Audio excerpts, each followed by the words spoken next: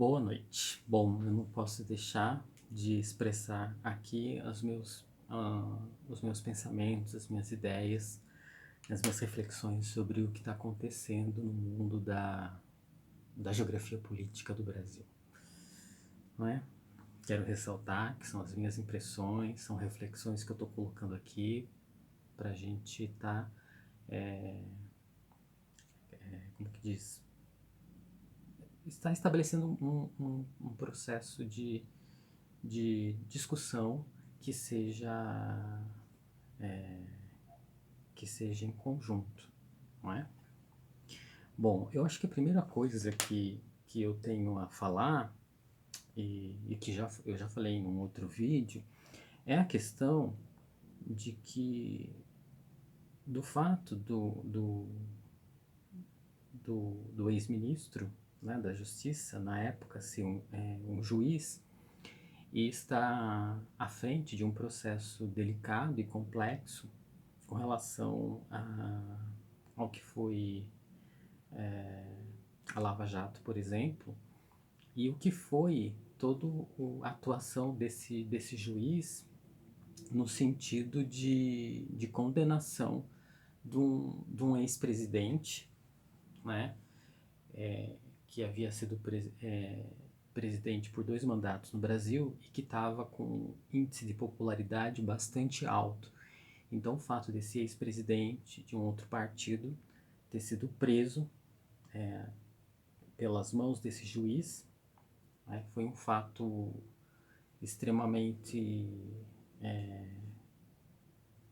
significativo do ponto da geografia política, né?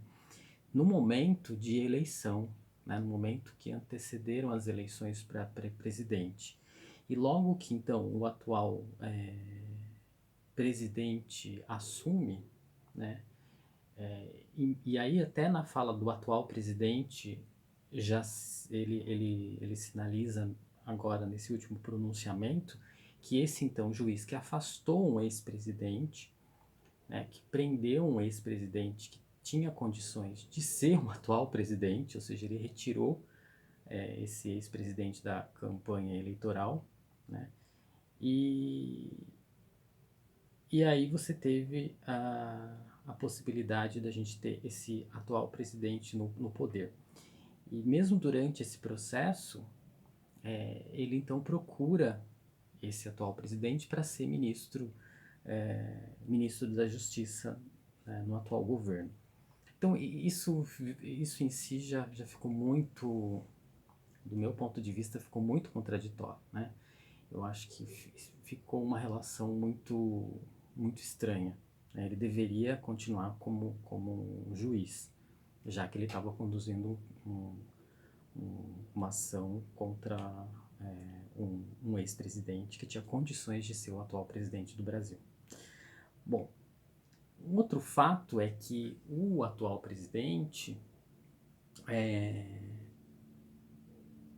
de certa forma, ele sabendo que o cargo de ministro da Justiça é um cargo extremamente próximo, importante, ele deveria ter colocado para estar junto com ele um ministro da sua confiança, né? Não simplesmente um ministro que estava, então juiz que estava tendo toda uma também uma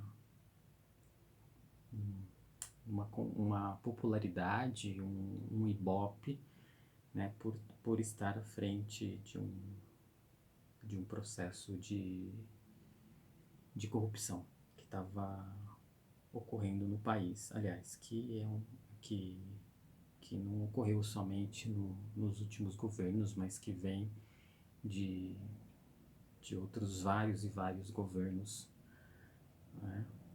E que nesses últimos governos você teve a possibilidade de abertura para se poder fazer esse toda essa investigação.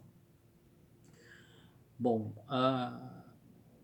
um outro fato que fica extremamente complicado é o fato da família, né? Eu acho que o atual presidente, ele se compromete muito em trazer pro seio do governo, né? Pro centro do governo, os seus próprios filhos. Eu acho que os filhos deveriam ter as suas próprias carreiras, tal, e deveriam continuar exercendo as suas atividades políticas nos devidos lugares. Ou seja, acho muito. Está tendo muita confusão no sentido do atual presidente trazer os próprios filhos e colocar os próprios filhos no atual governo. Né? Essa presença desses filhos no atual governo. Isso parece gerar ainda mais confusão no sentido do que é o que é o presidente e o que é o pai. Né? Fica uma confusão entre ser pai e ser presidente, ou seja, ele até que ponto ele está defendendo, ele está realmente do lado do Brasil, até que ponto ele está do lado da família dele e proteger os seus próprios filhos. Isso acaba virando uma relação muito uma relação muito constrangedora, né, no mínimo. Parece até que há um misto de vida privada com vida pública, não é? Então, parece que a gente acaba parece que a gente está numa monarquia, onde você tem um rei e os príncipes herdeiros que ficam estabelecendo essas conexões e confusas dentro do atual governo. Né? Acho também extremamente delicado o atual presidente, no seu pronunciamento, citar a vereadora Marielle Franco, né, do Rio de Janeiro, no seu pronunciamento. Acho que não cabia, não foi, não era necessário ele ter colocado o nome da vereadora Marielle Franco, uma mulher negra, enfim, que tinha toda uma luta em defesa da população negra das periferias do Rio de Janeiro. Então, que foi assassinada e causou toda uma comoção nacional, né? Pelo menos em grande parte da população brasileira. Então, ele fazer uma comparação do que aconteceu com ele com a vereadora Marielle Franco, acho que não foi nada adequado. Bom, a gente sabe que a trajetória do nosso atual presidente como deputado por anos, né, foi uma trajetória, no mínimo, pouco expressiva, no sentido de o que é que de fato ele, enquanto deputado, fez em prol do Brasil, em prol do Rio de Janeiro, né? O que ele fez, porque até ele era deputado federal pelo Rio de Janeiro, né? Então ele passou anos e anos como deputado e o que ele apresentou de relevante para o país, né? Qual é a biografia desse homem? Isso eu já questionava na época da eleição, né? Qual é a biografia dele enquanto deputado? Se ele tivesse feito algumas coisas, realizado algumas coisas, participado de alguns projetos realmente interessantes, tudo bem, mas a gente não tinha nada. Pelo contrário, a gente via ali uma figura extremamente contraditória, né? Conservadora, e no mínimo com posicionamentos muito que expressavam muito ódio, de alguma maneira, né? Aí esse então deputado que se torna presidente, também dentro de um partido, filiado a um partido que a gente não sabe a história desse partido, que também se inflou na última eleição, é um partido ficcional, que cresceu, mas que não trouxe absolutamente nada também de conteúdo para o cenário brasileiro. Era um partido tão ficcional que ele é um partido até que se desfez e que o próprio presidente acabou rompendo com esse partido, né? Então, também esse é um problema. Aliás, o presidente demonstra pouquíssima habilidade enquanto liderança nacional em estar estabelecendo diálogos, né, com diferentes autoridades do Brasil, seja de governadores como parlamentares enfim, até o diálogo que se compromete com os seus próprios ministros, né?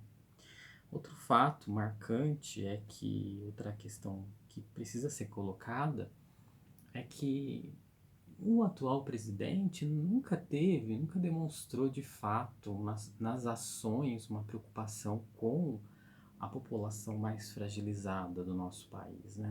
Nunca demonstrou uma preocupação social com o nosso país, nunca demonstrou qualquer preocupação no sentido dessa enorme desigualdade socioespacial que é a realidade brasileira, né? Coloca como braço direito o ministro da Economia, né, que pensa sobretudo, que age sobretudo sempre no sentido do dinheiro, da valorização do dinheiro, da circulação do dinheiro, da acumulação de capitais, enfim, da circulação de capitais. O ministro da Economia que não demonstra nenhuma sensibilidade também com a população mais carente do Brasil. Um ministro que valoriza o tempo inteiro o econômico e, né, que bate o tempo inteiro, que faz reformas, que exige reformas, sempre a favor do capital e sempre contra os trabalhadores, as trabalhadoras, e que de fato não tira o Brasil da atual situação, não consegue tirar o Brasil dessa crise, né? Não é o ministro que está preocupado com as pessoas, de maneira nenhuma, ele está preocupado com o dinheiro, mas em si o dinheiro também não está fugindo do país, não é? Então, mesmo ele agindo em prol do capital, até esse capital que é tanto venerado por esse ministro da Economia, também não acontece de fato, não traz prosperidade para o território brasileiro. Pelo contrário, o que ele vem fazendo é uma venda do território nacional, né? Um leilão do território nacional. A outra é a ministra da Agricultura também, que defende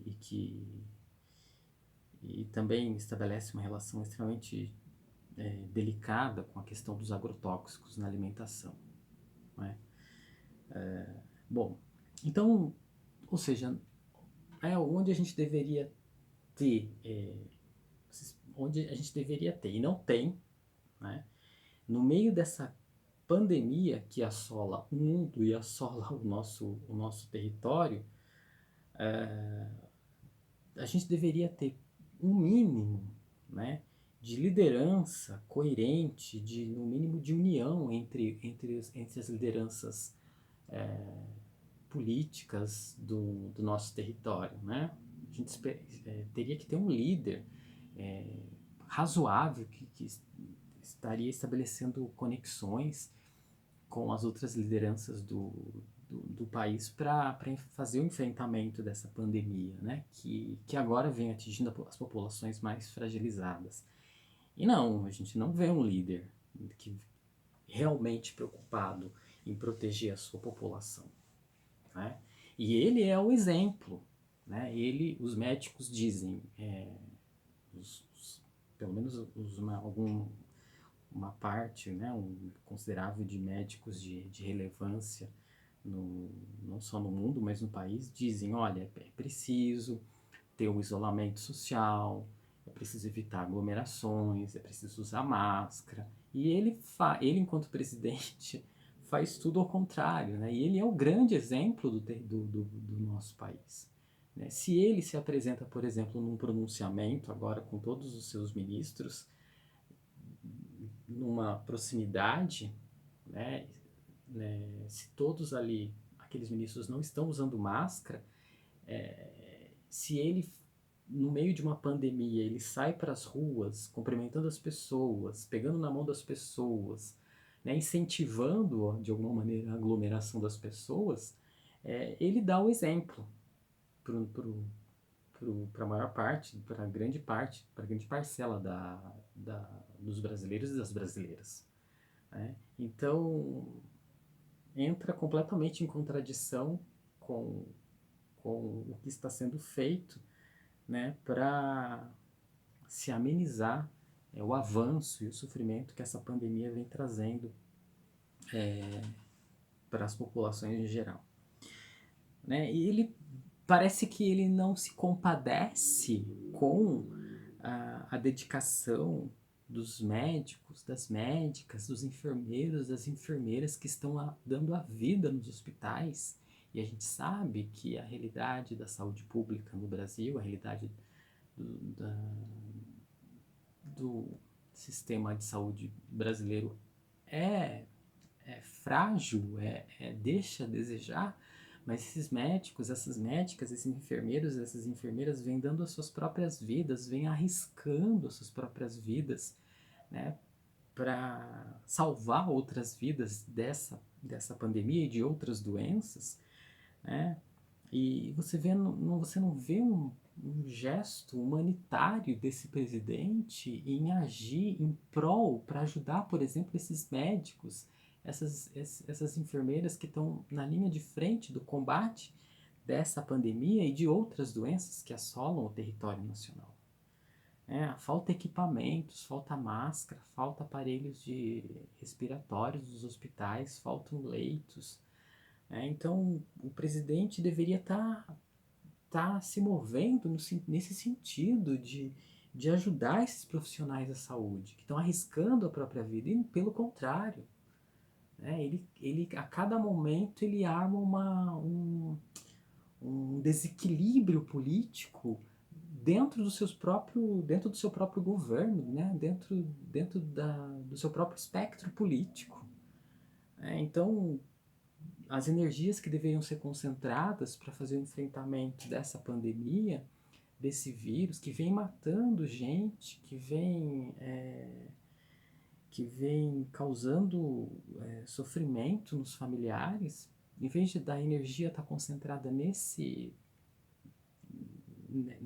no enfrentamento dessa pandemia, não, ele fica causando alvoroço no cenário nacional, no cenário político, né? Então, realmente é muito estranho esse comportamento, não é? De fato, tudo indica que o presidente vem cada vez mais se enfraquecendo, né, nesses enfrentamentos, nesses rompimentos, e cada vez mais ele vem ficando isolado, né? O que eu,